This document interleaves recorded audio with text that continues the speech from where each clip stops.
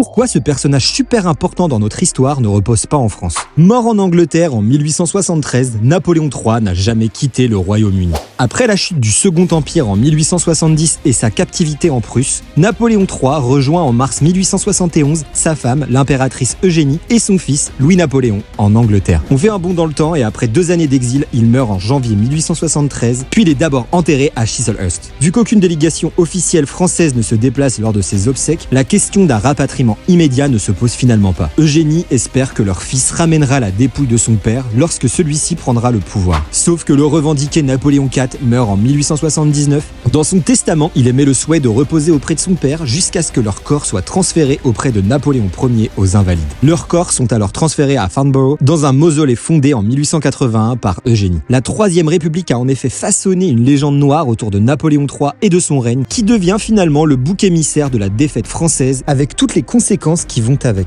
Depuis la fin du XXe siècle, de nombreux politiques ont demandé à faire rapatrier les corps de Napoléon III et de sa famille en France, mais aucun projet n'a abouti. En 2008, Charles Bonaparte disait même qu'il était aujourd'hui très facile de se recueillir sur la tombe de Napoléon III et que ça ne valait finalement peut-être pas la peine de le déplacer. Pourtant, de nombreux Français trouvent injuste que ce personnage emblématique de l'histoire de France repose loin de son pays. Où pourrait reposer l'empereur? Entre les Invalides, la chapelle impériale à Ajaccio ou encore l'église Saint-Augustin, le débat reste aujourd'hui ouvert.